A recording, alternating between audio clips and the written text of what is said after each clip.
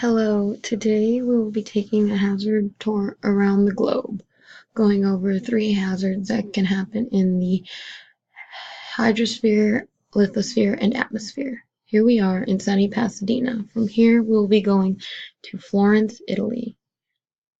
Florence, Italy.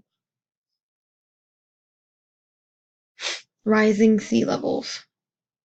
Florence, Italy is known for its artistic masterpieces. The likes of Michelangelo can be seen lining the walls of museums in the city.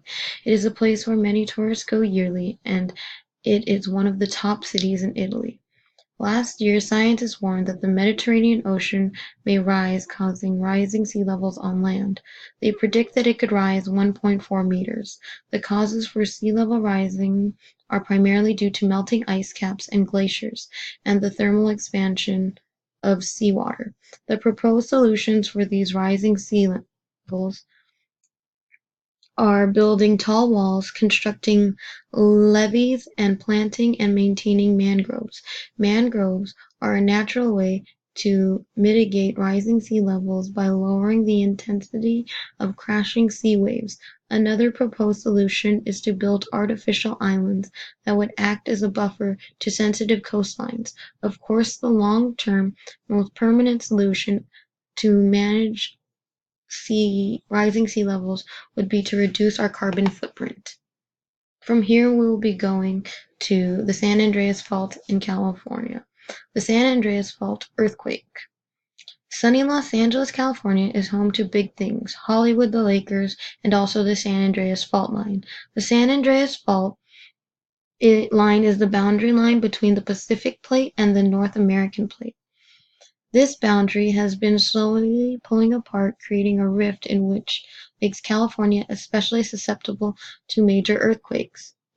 The fault line is usually steadily moving a few inches every year, but in certain places there won't be movement for years.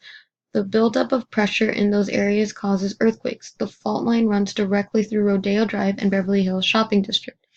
The buildings directly on top of this line are in great danger of receiving damage if earthquakes were to happen in that area. For this reason, California law prevents further building directly on top of the San Andreas fault line. There are 3 major solutions proposed for managing earthquakes. One will be building buildings with better building codes created to withstand earthquakes, also tearing down old buildings and rebuilding them. The second, as California law has already enacted, would be to not build directly on top of fault lines. The third would be better earthquake predictions.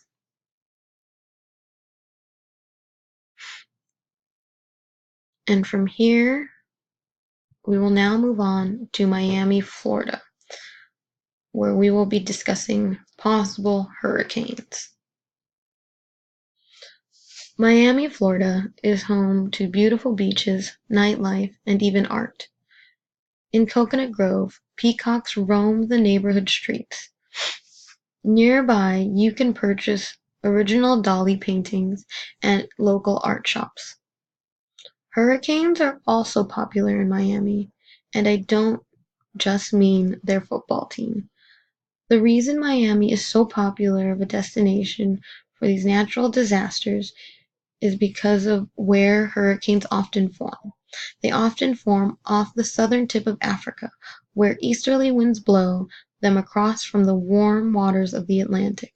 Miami happens to be in the path of these hurricanes. Over the years, hurricanes in Miami have caused great destruction and many deaths. A proposed solution to managing these hurricanes is to building helical piles. These piles are spherical poles that are built deep into the ground and under the foundation of houses or buildings. These piles help to take the weight off the building of the foundation and onto the piles. They will help support the building and protect it against gale wind forces and rising waters. This has been the tour around the globe going over hazards pertaining to the atmosphere, hydrosphere, and lithosphere.